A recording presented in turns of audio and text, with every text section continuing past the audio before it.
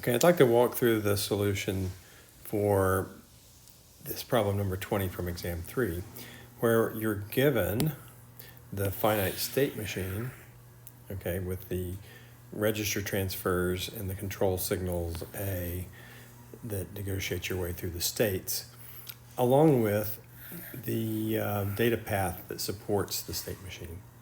Okay, so this is the setup, it's given, and your task is to sketch the FSM controller so that you have the information necessary to implement the total system design given the data path. All right, so this is the idea. We take the original, all right, so looking at this, the original doesn't change much except that the registers are no longer shown.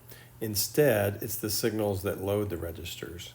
So for example, in state S0, when we want to load A equal 10, then what I know from this multiplexer is that when A is equal to 10, I need SA to be equal to 0.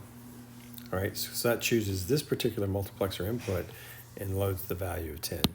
All right, so similar things need to happen for the other states. All right, so when I'm in S1, I'm loading 30, and so to load 30, I need SA to equal 1. I'm also loading 45, so SB needs to be equal to 1. So using that kind of logic, I go through and I figure out the places where the control signals that interact with the data path are equal to 1. I don't need to list the places where it's equal to 0 because the understanding and the implication is that if it's not listed, we assume that it's 0. Okay, so going through that, I look at this and it feels almost trivial, but you're doing it correctly if you look at the data path and figure out where all the loading actions need to happen. Okay, so notice on the register also that you need to control the load signal for register A. And the reason you need to do that is register A is not used in every state. Okay, so down here in S3, you don't load register A.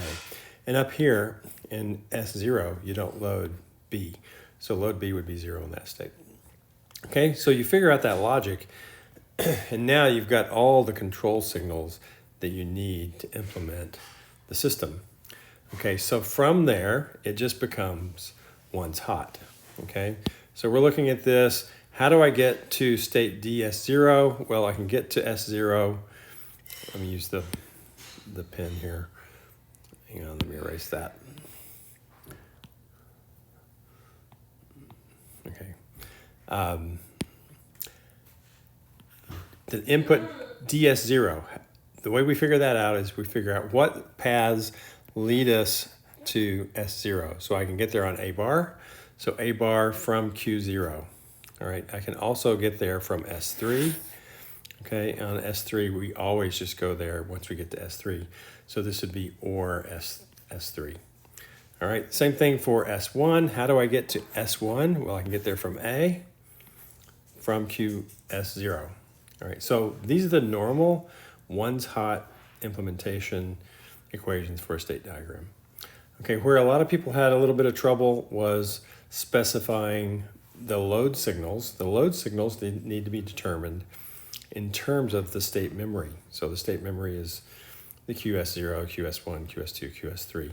So our equations for load A, load B, and SB should be derived from the states. All right, so I'm looking at load A. Load A should be a 1 in S0, S1, and S2. All right, so QS0, QS1, QS2. All right, load B needs to be asserted when SB is equal to 1 in S1 and S3, so we have that. Okay, and then SB, the mux control line, needs to be a 1 when we're in QS1. All right, and it looks like I forgot SA, so let me add that. All right, so I need also SA. All right, and SA is a 1 in QS1 and QS2. So I forgot to put that in the solution that shows up in grade scope. All right, so that's the solution to